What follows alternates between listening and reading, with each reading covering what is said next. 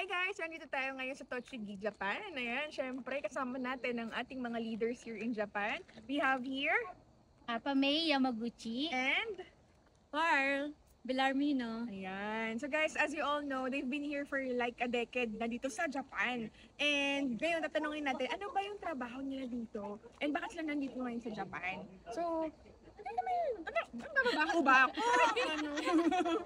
Ngayon, I want to understand, bakit kayo nandito sa Japan? How you started here? And anong ginawa nyo from Philippines papunta sa Japan? And anong trabaho nyo dito? Si Afa.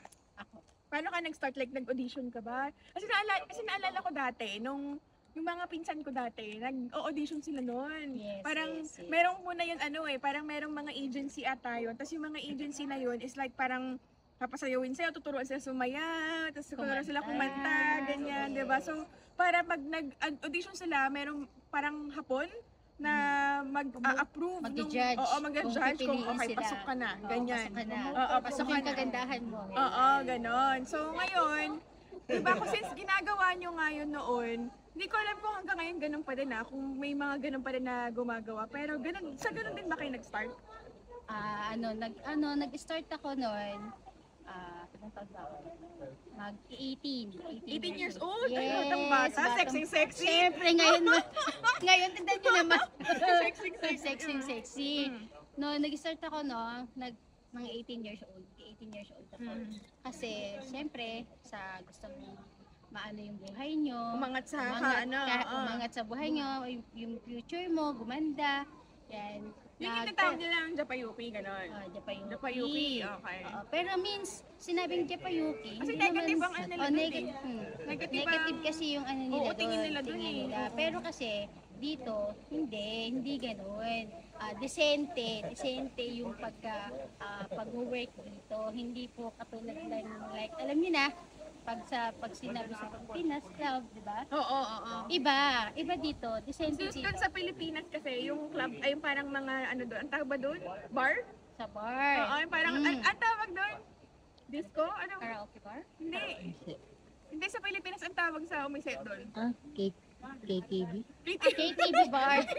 KTV bar.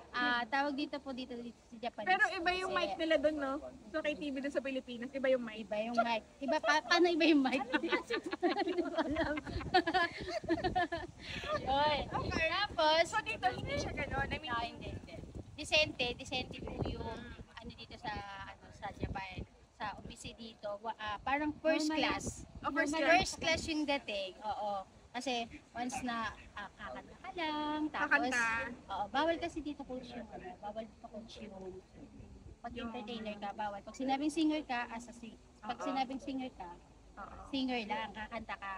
Pag sinabing sa dance ka, grupo kayo dancer, grupo, magda-dance so kayo. Ayun lang, entertainment talaga. Entertainment pero kasi, talaga. yung iba kasi, iba tingin nila sa mga Japayuki. Yes, Parang tingin iba. nila is, GRO. Oo, Diba? ganun. Pero which means hindi ganun. Depende na lang yon sa mga Kung gusto nila. nagtatrabaho. Depende na lang yun sa tao. Oo. Ganun. Pero talaga as in, malinis yung pagkakaano dito. Pag So ano ka, dancer, singer? singer or ano? po. Yan. Singer. Singer. Sample. Sample? Ano ba? Maybe this time. Maybe this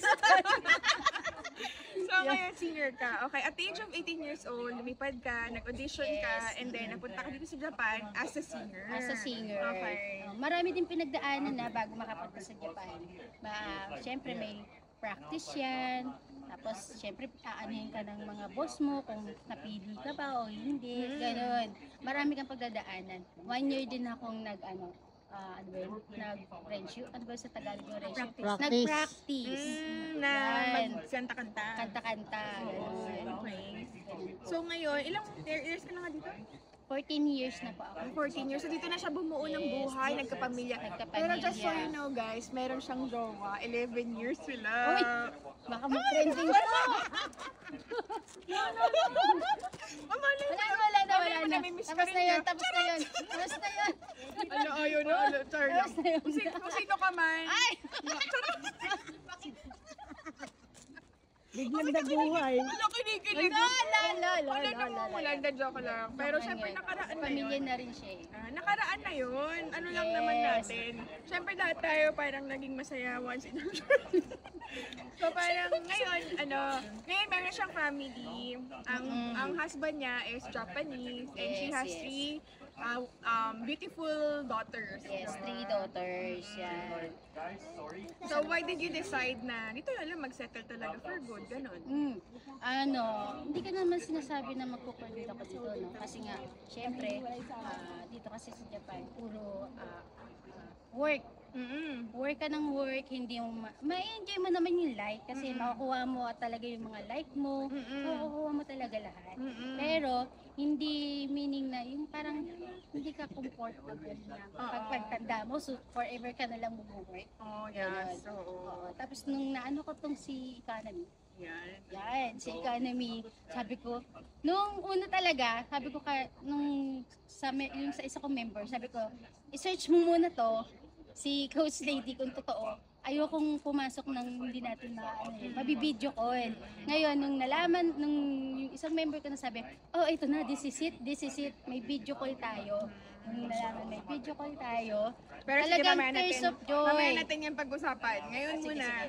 yung Yung sa Umise. sa Umise. Ngayon, ito naman kasama natin dito, si Coach Pearl. So si Coach Pearl, ngayon, nag-work pa rin siya up until now sa Umise, di ba? Hanggang ngayon. Bakit naman? Bakit si sekreto? Akala ko ba marangal yan? Hindi, alam niyo guys, huwag kayo nang judge ng mga taong nagtatrabaho sa Umise. Kasi sila yung mga taong talagang mararangal ang mga trabaho. They're just showing their talent, diba? Ang talent nila, anong talent mo? Singer. Oh, singer! Diba? Sample! Sample! At ang Uy, ano? Oh, diba? Ang hirap ba? Pero, hirap ng buhay. oo nga guys, yung mga nasa Umisipo dito sa Japan, they're just showcasing their talents. Just like sa Philippines, di ba? If you are a singer, di ba? Kumakanta ka sa hotel, kumakanta sa... Alam mo yon, yung iba nga, yung iba artista nga lang, di ba? Kasi nandun sila sa entertainment side, sa TV sila, di ba? Kayo naman, dito kayo sa Japan para entertain yung mga taong nalulungkot. At gusto ma-entertain through your voice. So ngayon, as someone, nag-audition ka din. Yeah, before din na-try ko rin mag-talent ko din. 2001 or 2002. Kasi yata nakalis yata ako ng 2003. Kaya lang, biglang naka-stop ko yung mga talent. 3 times lang ako nakaalis. Kasi every 6 months lang eh. Yung talent ko lang. Ano yung talento? Entertainer. Kaling asawa sa amin. Okay. Kasi may mga talent kami. Ayun, tapos, yun, nag-stop. Tapos, bumalik na lang ako ng Japan. Kasi, wala. Ilang taon ka na, Coach Pearl? 42! Tapos kaming, 12. Ang ganda Yay, niya! happy birthday! Sobrang ang ganda niya! Hindi, mas maganda siya. Ang ganda niya, hindi halata. Ay, parang lang, magkaedaran lang kami, di ba? Yeah. Nakakatuwa. Anyway, so ngayon, gaano ka nakatagal nag-work sa Umise? Ngayon, nakabalik na ako noong 2014 ulit. So, 11 years na ulit ako. 11 years? Ang tagal na din. So, talaga, ito napapano ako, no? Talagang 11 years nung bumalik ako ng Japan, ganun pa rin. Pa rin ako nagtatrabaho sa gabi. Nagtrabaho ko ng daytime. Pagtulong ko lang So yung asawa mo ngayon, hapon? wala pa akong asawa. I'm a single. Uy, single and available! Yan. Ready to mingle! Guys, alam nyo na. Diba? Ang ganda. Diba? May galing kumanta. Saan pa kayo? Diba? So guys, sa mga interesado, single. Parang yata Single. Oo. Pero yun guys, itong dalawang to, mga coaches natin na nag-work ngayon sa Umise. Siyempre, meron din silang goal and vision na makatulong din sa mga kapwa nila ng mga Pilipino na nagtatrabaho rin sa Umise para magkaroon ng extra income. Diba? Siyempre, as we all know, though malaki-laki naman talagang sinasahod noon nila, kaso nga lang, medyo, alam mo, hindi pa rin sapat. Kulang pa rin talaga. Kulang pa rin talaga. That's why, ngayon, gumagawa tayo ng paraan kung paano ba tayo mas, alam mo yun, magiging successful, especially sa natin, financial stability natin, ma-meet natin yung financial freedom, para eventually pag nag 60 years old talagang hayahay na tayo. Hindi na tayo, oo, kasi ang dami pa rin mga, alam mo yung nag-70 na, meron pang mga nag-work sa OMSE, no? Kahit man 50. Oo, diba? So parang alam mo yun, lola ka na. So, parang masarap maging lola, tapos yung parang lola ka na, nandun ka na lang sa rocking chair, yung mga ganun. Na-enjoy mo na na-enjoy mo na yan yung life. Oo, diba? So talagang, yun yung kind of life na talagang nilulook forward natin. Kaso nga lang, syempre, kung wala tayong financial freedom, diba? Wala, mag-work pa rin tayo kahit mag-50, mag-60, mag-70, which is nakakapagod naman. Yung buong buhay ka naman nag-work, diba? That's why ngayon, nga nakukwento nga kanina ni Coach Afa na nagkakilala kami sa Facebook. Sa Facebook. Oo, sa Facebook kami nagkakilala. Gumawa talaga ng paraan. Nag-comment sila noon. Tapos alam nyo ginawa nila? Pinost nila yung cellphone number nila. Sabi ko, ano ba to? Mamaya may mga kumontak sa inyong mga scammer. Pinost nyo yung mga ano yun. Pero sabi ko nga, binigay ko sa isa ko sa mga leaders dito sa Japan na pakikontak nga to kasi ang dami kinumenta niya lahat ng video ko ng number niya. Nakontak namin sila. And then first time ko nakausap si Coach Afa, umiiyak siya! Umiyak talaga ako first time. Tears of joy kasi nakilala namin talaga as in video call si Coach Lady na totoo talaga. Yan. Oo, kasi syempre parang sa kanila, baka scammer na naman yung kausap nila. Kasi parang, di ba, ang daming mga scammer talaga. So ngayon, sobrang happy nga na finally nagkausap na kami via call, di ba? Tapos ngayon, 7 months after, andito pa rin sila, kasama natin, di ba? And syempre, na-catch na nila yung vision natin, which is yung vision natin talaga makatulong sa mga tao dito sa Japan na magkaroon talaga ng extra source of income through trading, di ba? So ang ano namin ginagawa namin ngayon, nandito kami sa Tochigi, Japan. Yung nakikita niyo yung malaking bahay na yan. Ayan. Tumira kami dyan for like 6 days. Ayan, 6 days kami 6 nagbabaliwan. Oo, 6 days kami nagbabaliwan dito. Imagine niyo, magkakasama kami. Nagsasama-sama kami para at least makapag-sharing kami ng energy, makapag-training, matuto pa sa isa't isa. And of course, talagang ma-tighten yung relationship namin as a community para eventually kapag i-reach out namin kayo, ready na kami, equipped na talaga kami para turuan kayo, tulungan kayo, and matutunan nyo kung ano yung ginagawa namin. So nakaka-excite.